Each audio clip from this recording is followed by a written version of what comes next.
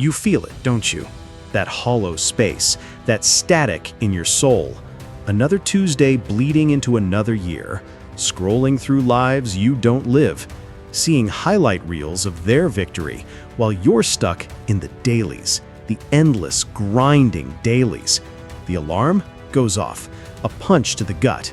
You drag a body out of bed, a body that feels heavy. Heavy with yesterday's failures, heavy with tomorrow's anxieties. The glow of the screen is your sunrise. Your algorithm knows your pain. It feeds you more of it, more success you don't have, more happiness you can't touch, more proof that you're behind. You're running a race you never signed up for, against people you'll never meet, for a prize you can't even define. The pressure is a physical weight on your chest, in your throat. That silent scream in the car, that moment staring in the mirror, not recognizing the person staring back. Who is that? What happened to the fire? What happened to the promise? It got buried under comfort, buried under excuses, buried under one day, buried under the opinions of ghosts, people from your past whose judgment still echoes. You're haunted by the ghost of who you could be. That specter follows you. It sits with you at dinner. It lies next to you at night, whispering, "Was this it? Is this all there is?" The bills keep coming. The world keeps spinning faster. AI is coming for your job, or maybe it already took it. The economy is a fistfight, and you feel like you showed up with no hands.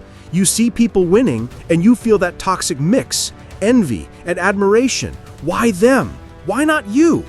The question burns. It curdles in your stomach, turning into resentment, or worse, apathy, the final surrender. What happens if this doesn't change? What's the 5-year forecast for this life? The 10-year? The same chair, the same screen, the same quiet desperation, only deeper. The hole gets wider. The regret gets heavier. You become a cautionary tale, the person with so much potential, the one who almost did it, the one who talked a great game but never got off the bench. Your legacy becomes a collection of excuses, a library of justifications. Your tombstone reads, "Had a great idea once." Imagine that person, the old you, looking back at this moment right now with tears in their eyes, begging you, pleading with you to do something, anything, to break the cycle, to stop the bleeding, to choose a different pain.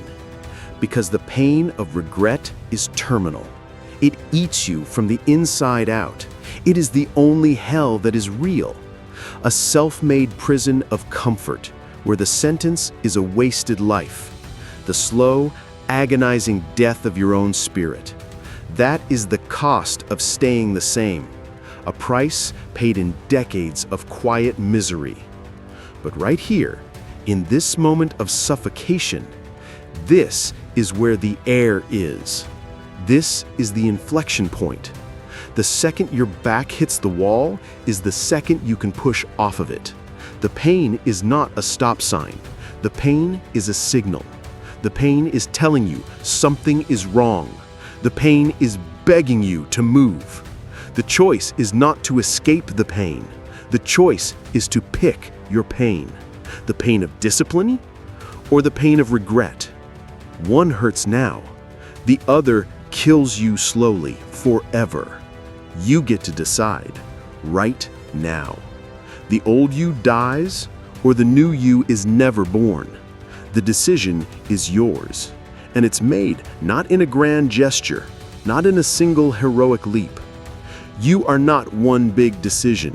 You are a million tiny ones. You are constructed, brick by boring brick, by the tiny choices you make every single day. The snooze button is a choice. That's a brick. The donut instead of the run. That's another brick. The scroll instead of the book. Brick. The gossip instead of the work. Brick. The lie to yourself. I'll start tomorrow. That's the rotten mortar holding it all together. You are building your own prison or your own fortress. one tiny decision at a time. Stop looking for a wrecking ball. Just lay one good brick today. You think you want it all. The money, the body, the love, the respect. You want the whole damn buffet. But if you want it all, life will give you nothing. You get nothing. Because all is a fantasy. It's a recipe for paralysis. Pick one thing, one, and go to war for it. Obsess over it, bleed for it. The universe rewards specificity.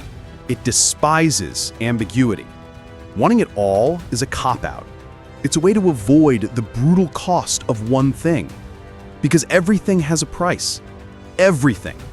You want a great body? The price is sweat. The price is sore muscles. The price is saying no to poison. You want a great business? The price is sleepless nights. The price is rejection. The price is loneliness. The price is financial risk. We want everything without the cost. We want the harvest without the dirt. We want the crown without the fight. It's a childish fantasy.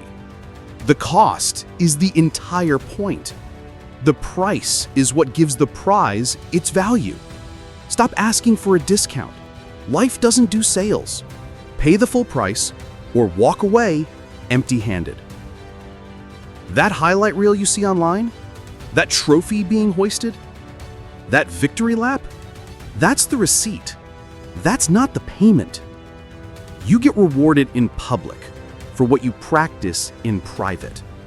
For the thousands of hours no one saw, the reps in the dark, the failures in an empty room, the tears no one wiped away, the early mornings when the world was asleep, the late nights when the world was partying. That's where the work gets done. That's where the character is forged, in the silence, in the solitude, in the unseen grind. If you're not working when no one is watching, you're just performing. You're not preparing. And that work happens in the middle. This is the secret. Everyone loves the start. The excitement is a drug. Everyone loves the finish line. The glory is a drug. But the magic, the winning, the transformation, that happens in the middle. The boring, exhausting, soul-crushing middle. The plateau. The part where you're putting in the work and seeing no results. The part where the initial rush is gone and the end is nowhere in sight. This is the great filter. This is where most people quit. This is where dreams die. The middle is a war of attrition against yourself. Your own boredom, your own doubt, your own weakness. Master the middle. Learn to love the grind. Fall in love with the reps. That is where you win. All by yourself, long before anyone is there to clap. And they will doubt you. Oh, they will doubt you. Your friends, your family, the world, and that little voice in your own head, the loudest one of all. Let them. Every person who doubts you is right. For now, they are right. Until they aren't. Their doubt is based on your past evidence, your track record of quitting, your history of inconsistency. They're just reading the data. It's not their job to believe in your future. It's your job to make them wrong. Their doubt is not a cage. It's fuel. Every "you can't" is a gift. Every "who do you think you are" is a blessing. Use it. Don't argue with them. Don't try to convince them. Your results will be the only conversation necessary. Prove them wrong with the work. Make their doubt look foolish in hindsight. Stop thinking life is a conspiracy against you. The traffic jam, the layoff, the rejection, the betrayal. It's not happening to you. None of it. Life happens for us, not to us. It is a radical reframe of reality. That obstacle, it's a curriculum. That failure, It's a lesson. That pain, it's a teacher. The universe is not punishing you. It's preparing you. It's forging you in fire to see what you're made of. But it's not a passive process. It's our job to figure it out. It's our job to find the lesson in the loss, to extract the wisdom from the wound, to turn the obstacle into the way. This is the alchemy of the strong, turning poison into power. And this power is the foundation of freedom. You say you value freedom. You want to be your own boss. You want financial freedom. You want freedom of choice. It's a noble goal, but you can't possibly have it, not as long as you play the victim role. Freedom and victimhood cannot coexist. They are oil and water. A victim is a slave to their circumstances. A victim needs a savior. A victim outsources their power. It's their fault. The system is rigged. I had no choice. Every excuse is another bar on your cage. Freedom is born in radical responsibility. Owning it all. The wins, the losses, the mistakes. All of it. The moment you stop blaming is the moment you get your power back. Freedom is not given. It is taken by those willing to own their entire life. You're waiting for the perfect time, when the economy is better, when the kids are older, when you have more energy. You're nostalgic for a past that wasn't that great, and you're fantasizing about a future that isn't guaranteed. You're missing the entire point. The good old days are always now, right now, this moment. This is it. This is the only time you have. This breath, this heartbeat, this is the arena. Yesterday is a ghost. Tomorrow is a fantasy. Now is the only reality. All your power is in the now. What you do with this exact moment determines all the ones that follow. Stop waiting for a better time. There isn't one. The good old days are this minute, if you choose to make them so. And how do you build the strength for this? How do you build real, unshakable self-worth? Not from likes, not from compliments, not from external validation. That's cheap, that's fragile. Real self-esteem comes from one place: doing incredibly difficult things, especially when you don't want to. It comes from keeping the promises you make to yourself.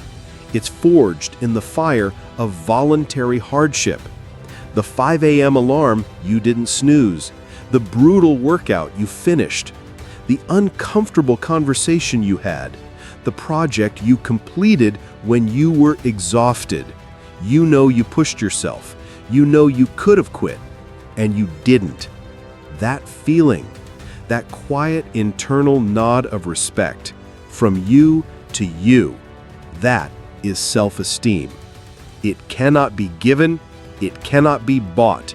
It can only be earned in the private war against your own weakness. You have to go to the dark places, the places of fear, doubt, and pain, the basement of your own mind, and you have to clean it out. You have to face the darkness. And in that confrontation, you find a strange light. The light side of all that dark stuff. The pride in surviving the storm. The strength forged in the struggle. The wisdom gained from the wound. The parts of my story I'm most proud of are the ones that almost broke me. The resilience built from rock bottom. The character carved out of chaos. Don't run from your darkness. It's where your greatest power is buried. Go dig it up. The scars you earn are proof of your strength. They are maps of where you've been and how you survived. You're afraid to take a risk, afraid to bet on yourself, afraid to fail, afraid of what people will think. So you play it safe. You stay in the harbor. You never test the sails. But safety is an illusion. On a long enough time horizon, Most people who don't bet are guaranteed to lose. They lose by default. They lose their potential. They lose their dreams. They lose their one precious life to the slow, creeping death of what if. Not betting is the biggest gamble of all. You are betting that your comfort zone will somehow magically produce a life of meaning. It won't. The game is rigged against the spectator. You have to get in the arena. You have to be willing to lose, to be willing to look stupid, to be willing to fail spectacularly. Because on the other side of that risk is the slim, glorious chance of being so right one time, just one time, that it makes all the times you were wrong irrelevant. One great success can erase 1,000 failures. Are you willing to endure the failures to find that one success? And when you do succeed, be prepared. The nature of your problems will change. The problems of opportunity will always get less sympathy than the ones of scarcity. No one feels sorry for the person with too many business deals to choose from, or the one struggling with taxes on their success, or the one exhausted from building their dream. You will be more alone in your success than you were in your struggle, and you will find out who your real friends are. The best way to know who a real friend is how they react when you win. Do they celebrate with genuine joy? Or do you see that flicker, that tiny hint of resentment, that subtle shift in energy? Pay attention to that. It's the most honest signal you'll ever get. Some people are only with you in the struggle because your failure makes them feel better about their own. Your success is a mirror, and some people don't like what they see. Guard your circle. Protect your energy. And as you build, protect your core. Protect the person you're becoming. There is no monetary endeavor. There is no amount of fame or success that is worth the gamble of losing you, losing your integrity, losing your peace, losing your soul. The hustle is not about self-destruction. It's about self-construction. Don't burn down the house to stay warm. Your inner peace is the ultimate prize. Your self-respect is the real currency. Never trade it for something that glitters. The goal is not just to win the game. The goal is to like the person you become while winning.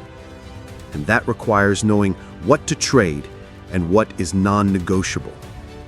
We give up the thing we have most of, time, when we're young, for the thing we have least of, money. Then we tried to give up money when we're old, for the time we can't get back. It's a fool's bargain. Be conscious of your trades. What are you sacrificing for your goal? Is it worth it? The answer must be deliberate. Build yourself first. Build your mind. Build your body.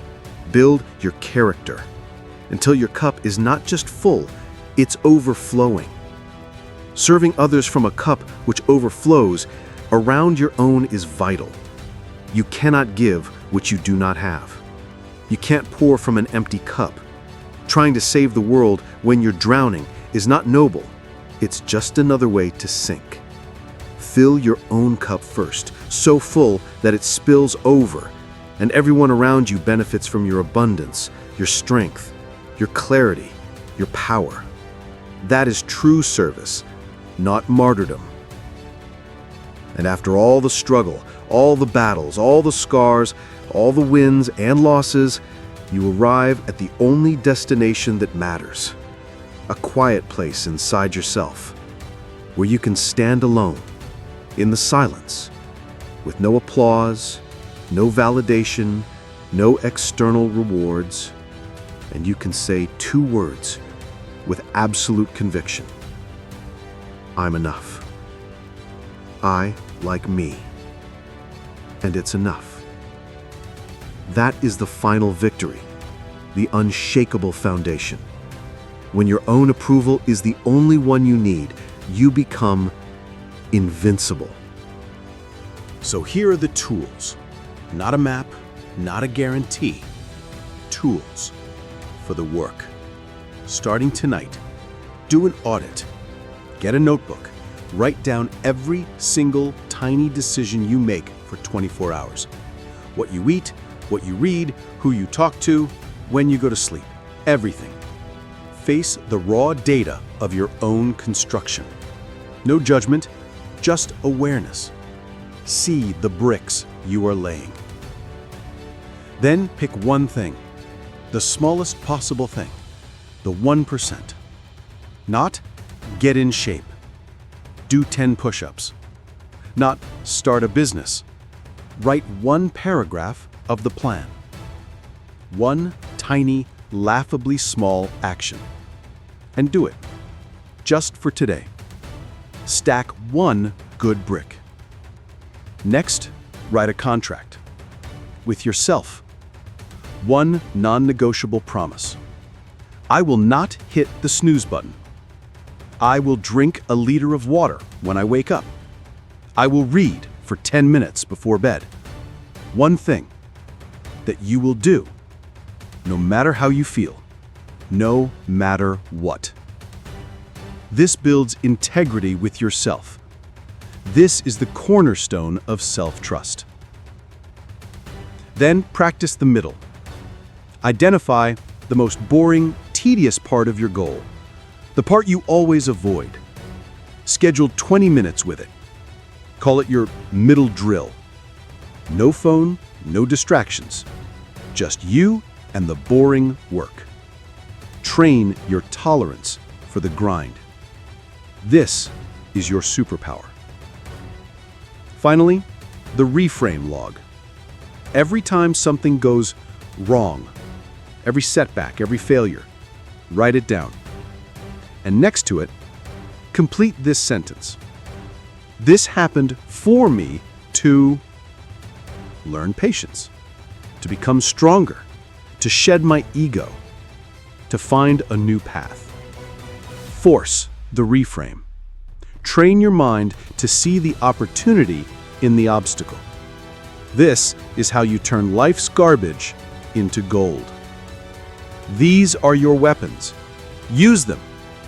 This is your life. Claim it. This is your power. Own it. My decisions construct me. I pay the price for my prize. I master the soul-crushing middle. My doubters are fuel.